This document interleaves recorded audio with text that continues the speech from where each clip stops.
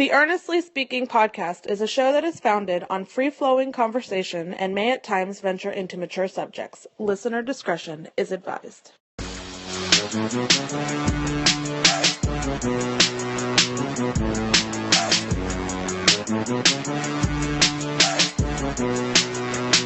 Earnestly podcast here. It is February 29th, 2020, the last day of the month. Wow, we are flying by.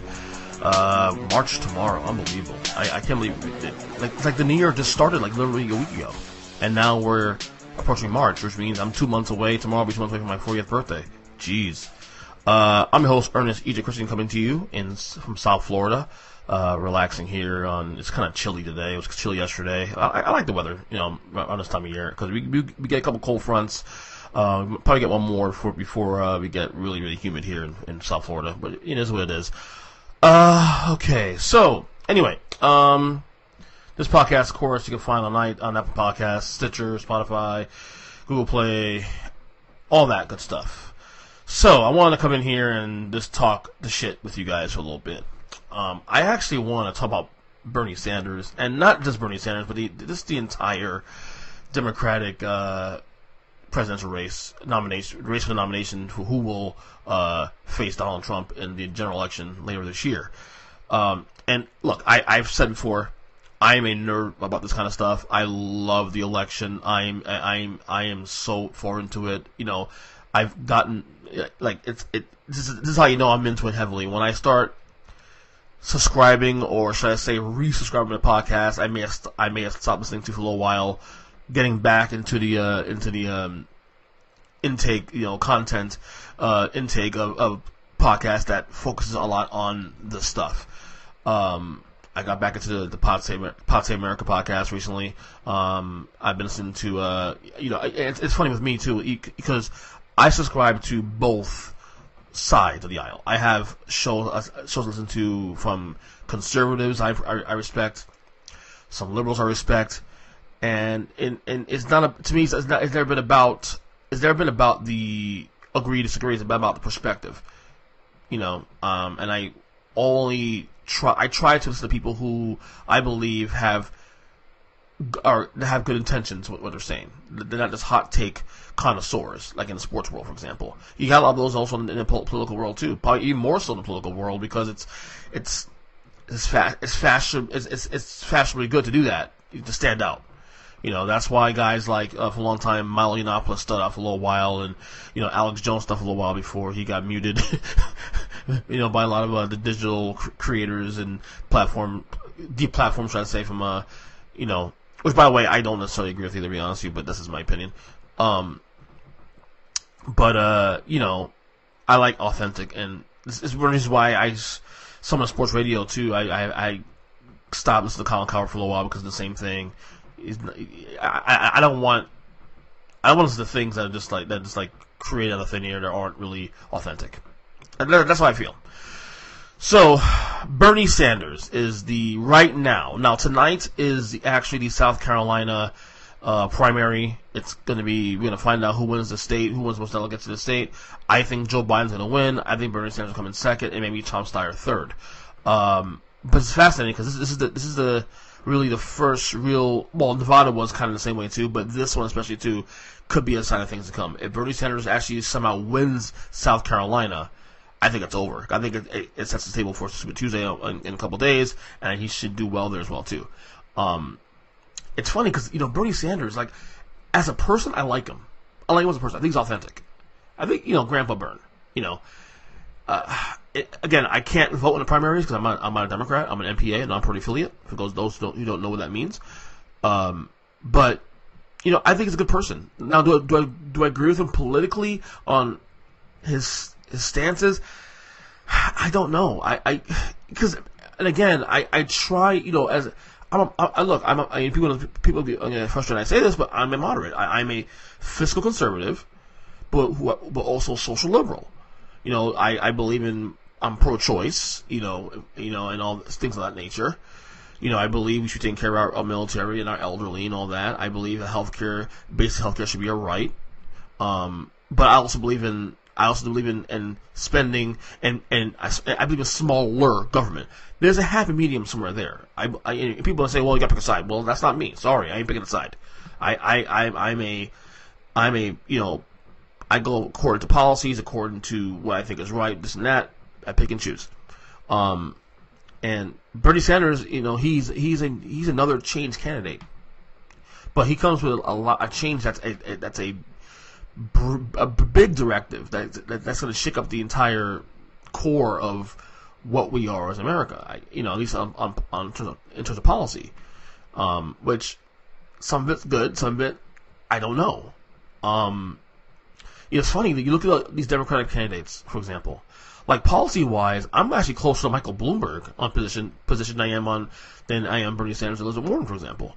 Like, Michael Bloomberg is close to my speed as a moderate. Like he's a now former Republican, and I'm sure Democrats don't trust him, but he's still in the race.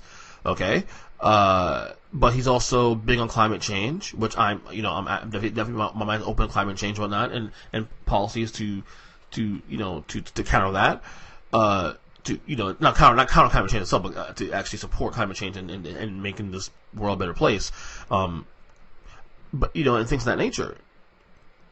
So I'm actually kind of like Michael Bloomberg. Now, Bloomberg comes off a little more disingenuous and a little unauthentic because of the fact that he seems out of touch. I'm not saying he is out of touch, but he seems out of touch. He's a billionaire and all that. Whatever. That's a lot of people's opinion on him, and this is why I don't think he's going to win. Although people still think that a lot of people think that he'll probably get some headway, once he gets Super Tuesday. Now granted, he has not any delegates. Now, to be fair, he has not actually been on any of the ballots for neither Iowa, nor New Hampshire, Nevada. I don't think it's on South Carolina either, if I'm not mistaken. But he'll be on the ballots heavy for the Super Tuesday states, which is 14 states on Tuesday. So, I mean, we'll see if that impacts anything. Now, that could hurt or help Joe Biden. Certainly hurts like guys like Buttigieg and Klobuchar and Steyer, other moderates on the Democratic in the race so far, trying to clear a lane for moderates. But I go back to Bernie again. Bernie Sanders, again, it's extreme. It seems extreme, but is it really extreme? Is Medicare for all really extreme? I mean, we already are closer to a socialist country as is anyway. At least with a lot of the programs we do have in place already that we've had since the 30s, since the New Deal, since FDR was president. And I'm not saying that I'm not saying we should go to full tilt, but aren't we kind of there already? Like I think a lot of the problems I have with the conversation surrounding socialism or not socialism, whatever, is it's so disingenuous. Like, people on the right will start saying, well, look at Venezuela. Well, Venezuela, in my opinion, is also poorly run. Why? But by the same token, I can say, well, look at countries like Denmark and Finland, and Sweden, countries who are thriving under, democratic socialism, as it's being called. When people make arguments, always look at the worst thing to make the argument. It's fascinating, and people on the right do that a lot. They use Venezuela. Well, Venezuela's not well run anyway. Even if they were a socialist country, they'd still be poorly run, in my opinion. They've been a poorly run country for a long time. So again, it's one of those things where the conversation is disingenuous. But I gotta be honest with you, because look, as I've said already, I am not voting for Donald Trump. I think Donald Trump dropped the ball in many ways. I gave him a chance. Even when I didn't vote for him in 2016, I wasn't one of those extremists who say, oh, well, Donald Trump's a racist. Give him a chance. Let's see what we can do. Healthcare, number one issue. I remember the day he got inaugurated in 2017, I said, healthcare is the my number one priority. Fix it. First year, they tried to pass a bill with Paul Ryan, a new healthcare bill. Didn't pass the House. Didn't pass the Senate, obviously. And then Trump said, well, what's the next thing? Well, since then, healthcare has not been brought up again in the last 3.5 years. So, healthcare dropped the ball. I'm not suggesting Obamacare is the greatest thing in the world. Obamacare was a nice fix. Obviously, the structure is kind of, the mandate didn't like it either. But Obamacare was somewhat of a better option to some degree for some. But if you're telling me that healthcare is a priority for you, and Donald Trump is saying he's going to fix healthcare, and then when it's brought up to be done, the when they bring up the actual idea for healthcare, the initiative they had in place, Paul Ryan wanted to put in place 3 years ago, and voted against, and Donald Trump says must move on, and they moved on and never gone back to the healthcare, go back to fixing healthcare or addressing the healthcare issues. Again, it's one of those things where I'm not voting because I hate you. I vote for you because what the things I need for my family, for me myself, you have not addressed yet. I said healthcare. You didn't address it. You're out in this discussion. Is Medicare for all however, the fix we need in the country? I don't know. I still think I still think it's a right. Basic healthcare is a right for people in this country. This is where I get intrigued by Bernie Sanders. Now, that being said, costs, all that, we get scared about these things. About okay, how much is it going to cost? But as people who don't do this kind of line of work, should we even care about the devil in the details, honestly? Because if the government really wants to push healthcare in this country, Medicare for all in this country, universal healthcare, we call it, wouldn't they make it their right and the priority to do it correctly? It's within their best interest to do the right thing. I don't know, man. I try, like I said, we're already there as with a lot of what we do, as a country. So we're not a socialistic country, but we have socialistic programs already in place that nobody complains about. Military, school, police force, you name it. It's all part of a socialistic, backdrop. We pay into that. I mean, it's no different. I get the fear factor to some degree, but what if we did do it and it does work? We'll pay a little more, yes, probably, but also, wouldn't it also be good knowing that something happens to you, you get hurt, you have to go to the doctor, that you already know that you're already covered because you're already paying into a, universal health care? I mean, I don't know. I'm trying to be open-minded about this kind of stuff now because, I don't want to go to a place where I'm looking at everything from the worst point of view. What if it does work? I don't know. And people keep bringing up Venezuela this and Cuba. Okay, what about Japan? They have universal health care. What about Denmark? What about Sweden? What about Canada? I have family in Canada who love universal health care. Okay, and they're thriving. I don't know. I'm intrigued, and that's why Bernie's intriguing to me because at least Bernie represents something. Bernie is authentic in that way where he's, people gonna say, well, Bernie may not win because, they're gonna use a socialism thing against him, but he's never hid from the fact that he's a democratic socialist. He's never hid that fact, and I think that's kind of the reason why people people who like him have taken to him in a big way because he's not trying to trick you. He's not saying, well, I don't believe in this. He tells you your views and goes along with it, and that's it. That's what it is. There's no pretend here. Hillary Clinton, wasn't pro Medicare for all in that way. But she started to trend that way when she realized the party was going that direction 4 years ago. Starting, to mimic some of the things that Bernie was saying. But it wasn't authentic, though. It wasn't her core. It wasn't part of her core system, or core belief for her campaign. It's Bernie's core part of his campaign. So I don't know, man. I don't want to get into the Nixon credits all this right now, but it's intriguing. And Bernie, he represents a complete shake-up to the system. He does. He really does. And isn't that something that we as... Okay, I'm not talking about the rich here, but middle-class Americans like myself. Are you happy with what you have right now? Are you happy with things running on right now? I don't know. It's fascinating. I don't know. I'm not saying I'm going to Bernie... Well, number one, I can't vote in primaries anyway. It doesn't even matter. But come general election time, is Bernie Sanders who I want to be the opponent to face Trump? Forget the fact that whether or not he can beat Trump or not. Is he the one I want to face Trump in the general? I don't know, man. Honestly, I don't know. But I'll tell you what, though, I'm looking forward to tonight. I'm looking forward to Super Tuesday. I'll tell you that much. It's going to be a fascinating time. And I'll tell you what, though. One thing else is different about... and this can change in months to come. Obviously, we're still in February, March area right now, so it's got a long way to go. At least right now, compared to 4 years ago, we're talking about issues. I don't think people giving enough credit to, there are some likable candidates on this thing. People say they're not. I disagree. Bernie Sanders is a likable guy. Is he electable? We'll see. I mean, obviously the policies are very extreme. They're very, polarizing. Should I say not extreme, but polarizing? We'll see.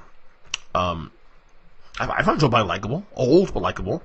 But a lot of people don't like Elizabeth Warren. I don't know why. Because she's very strong. What's wrong with that? I mean, Elizabeth Warren is almost no different than Donald Trump in terms of directness. But people like Donald Trump because of what he says and represents, and then people don't like Elizabeth Warren for the same reason. Like, that makes no sense to me. Elizabeth Warren is very direct. I like that. She can be petty at times. I agree, but stop. So I don't know, man. But I think at least the candidates today are talking about the issues. Gotta say that. Talk about the issues. So I'm looking forward to tonight, Super Tuesday especially, where we'll have a much better idea. By this, 4 days from now, we'll have a much better idea where we're at in this nomination process. Much better idea. So, okay, tonight, and I should have done this a couple days ago, but schedule, like I said, how my schedule works. If the kids let me do this, I will do it. If I can't do it, I'm screwed. Tonight is AEW Revolution, so this is what I'm going to say here about Revolution, the card, the preview, is going to be pretty much good for another 5 hours. But I'm going to say it anyway. Tonight is a pay-per-view. I can't wait to watch it. I believe there's 7 matches. That's it. 1, 2, 3, 4, 5, 6. 6 matches here I have written down, but apparently there's 7 matches on the card. I think SCU and the Dark Order is facing each other tonight as well too. I'm gonna predict. I'll predict Dark Order win that one. Actually, I think they need to win because I think something's gonna happen tonight. The reveal of the leader of the Dark Order. We'll see. Let's look at this match here. Darby Allin and Sam Guevara. Now, remember Darby Allin was out in action a little while because kayfabe, of course. Sam Guevara, took Darby's skateboard him in the throat. Darby came back on TV this week recently, beat down Sammy a little bit, him attacked the inner circle. Sam Guevara doesn't need wins. He's already over as a heel, so even if he loses his match, it's not going to really hurt him much. Darby Allin needs a win here. He'll get the win here, I think. I think Darby Allin is the next star in the making in the company. And I've been saying already, too. They need to get a second belt, a mid-card belt. And I think Darby Allin will be one of the guys in line for that. Honestly. So Darby Allin wins his match here. Hopefully get another belt in there so they can start lifting these guys up. Okay. This match was assigned actually this past Wednesday on AEW Dynamite, which, by the way, the show is on a roll. Best right now, honestly. And I love NXT especially too. But AEW Dynamite, especially in this calendar year so far, by far the best show in wrestling right now. It's the last month or so. Honestly, they may have made one dud show, I think, in January. But aside from that one dud show they had like in January, they've had B+ or better shows every Wednesday. Pac, the Master Pac, and Orange Cassidy, that was signed this past Wednesday when Orange Cassidy came out. After Pac's loss to Kenny Omega, Orange Cassidy came out and doing Orange Cassidy things, and Pac beat the living shit out of him. I like Pac to win this game, win this match, obviously. Pac is another guy right there who could benefit from mid-card, belt status. I think Pac might actually be, depending on the main event, Pac might be in line for a title shot probably down the road. I mean, he's a not the best heel in the company, but he's definitely in top 2 or 3. He's phenomenal in the ring. He's a great worker. I'm a big fan of Pac, actually, to be honest with you. Okay. Dustin Rhodes, and after Dustin Rhodes, formerly known as Goldust, Jake Hager. Jake Hager's first match in AEW. Again, Jake Hager, Jake Hager loses his match. He's done. There's no way to use him anymore. He's a bodyguard to Chris Jericho. So I think the bigger need here for storylines moving forward is Hager winning. And I can see Hager win his match with some interference by parts of the inner circle by maybe Santana Ortiz. I don't think Dustin needs to win here necessarily. I wouldn't mind if he got the win, but I think Hager needs to win more than anything else because he loses his first match of his career here in AEW. That's not going to look well for him moving forward. And we need him. Hager needs to continue looking like a monster, like a formidable guy. So Dustin Rhodes beating him would actually hurt him more. So I think Jake Hager will get the win here. albeit probably some Gaga, disqualification, not disqualification, but some interference. We'll see. The women's championship on the line. Nyla Rose because Chris Statlander. This was another last minute match signed this past week. Well, last week rather, I think. Nyla Rose had the belt now 2 weeks. When she beat Rio. So I don't see her losing the belt anytime soon. They're going to build her as a monster. Chris Statlander, though, obviously is one of two women in line for a title. Well, not obviously getting a title shot here, but she's also one of the next in line for possibly getting the belt in the months and maybe a year to come. I think Nyla Rose wins this match clean, albeit Statlander, good wrestler. I like her. She's getting better every week. But I think Nyla Rose, we need to build her up as the next monster. So Nyla Rose gets to win here. I think she wins clean also too. Okay, the match everybody's looking forward to here. The match I'm looking forward to most really here is Cody Rhodes and MJF, Maxwell Jacob Friedman. I'm going to pick MJF here, and let me tell you why. Because for the last few weeks, since January 1st, when MJF laid out all the stipulations before this match, where it was the steel cage match against Wardlow, where it was the lashings he took, where there was all the stipulations he had in place. MJF is taking a lot of L's in the process. Getting thrown in a pool on a cruise ship episode.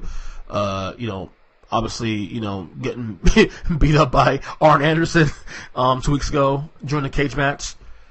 So Cody Rhodes is so over right now that even if he loses this match, it's not going to hurt him. Plus, he can't go for a title right now because he lost that opportunity in the pay-per-view in November.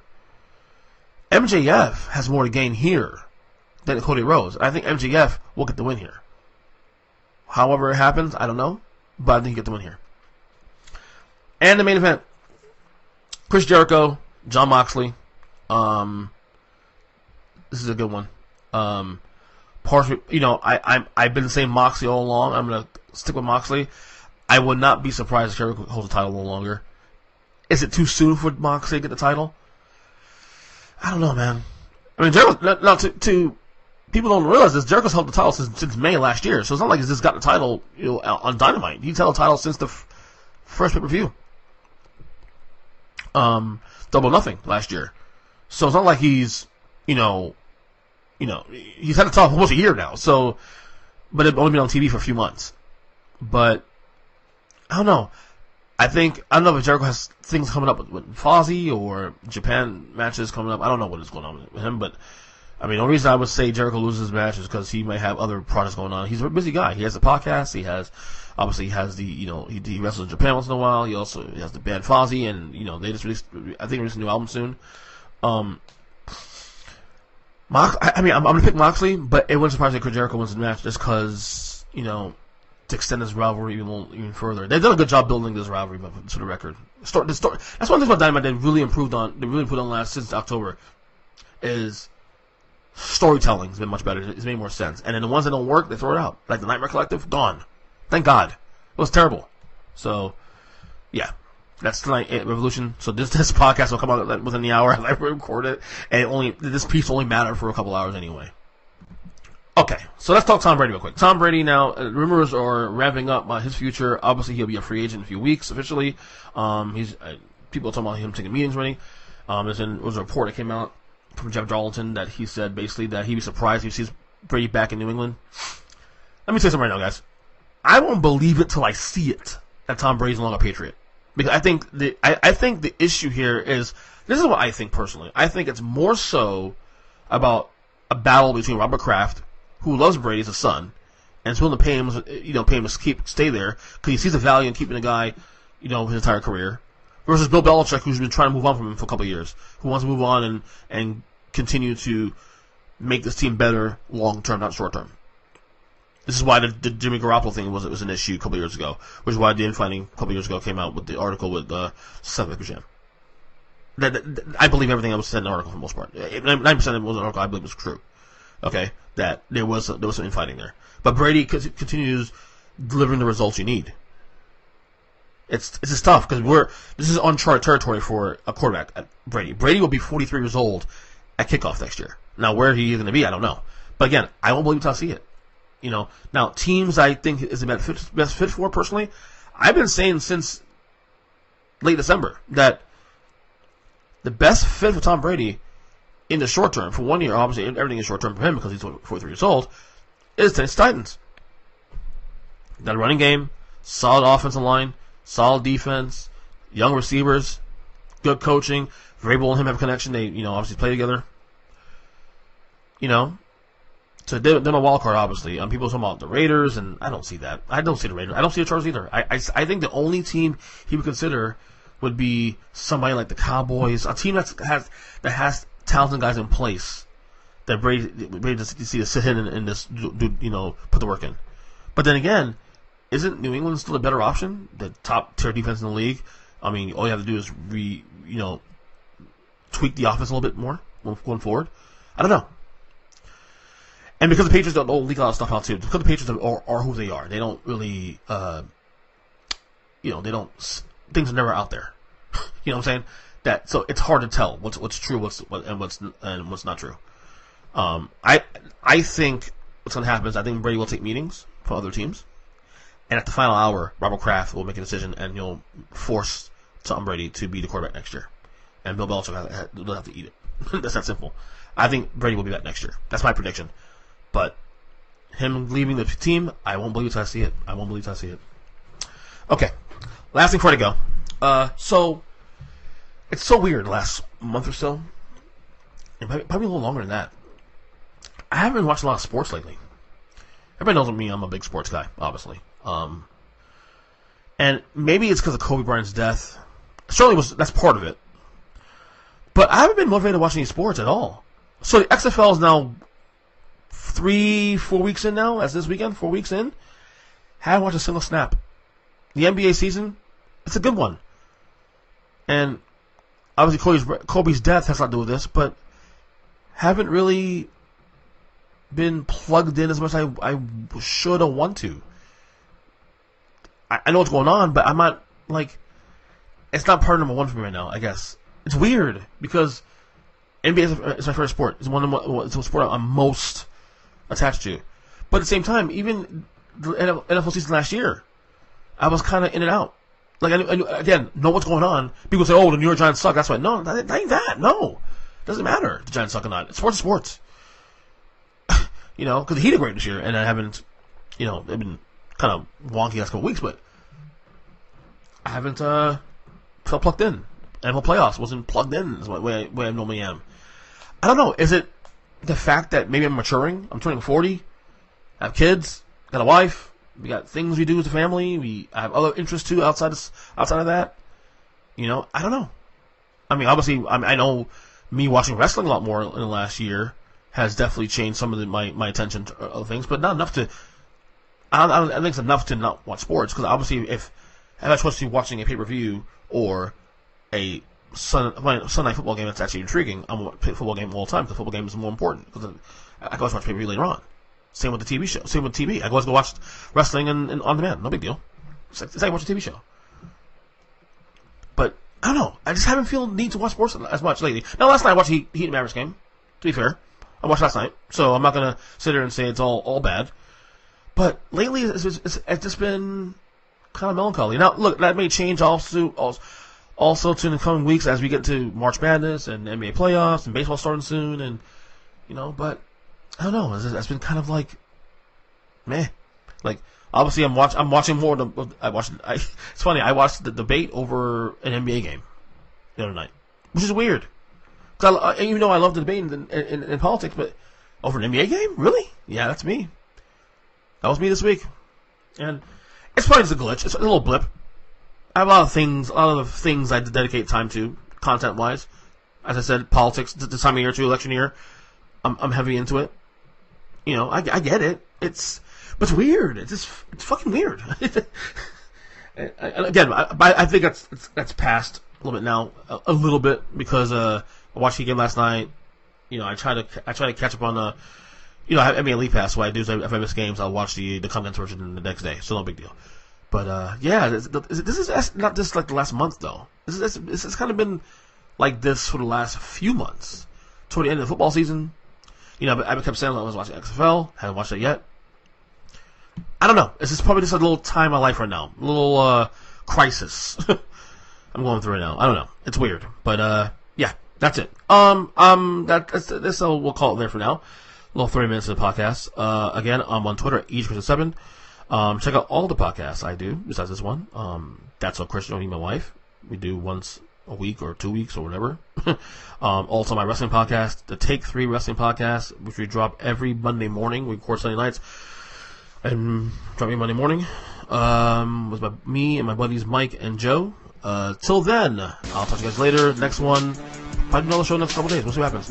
Alright guys, love you guys. Take care. God bless. See ya.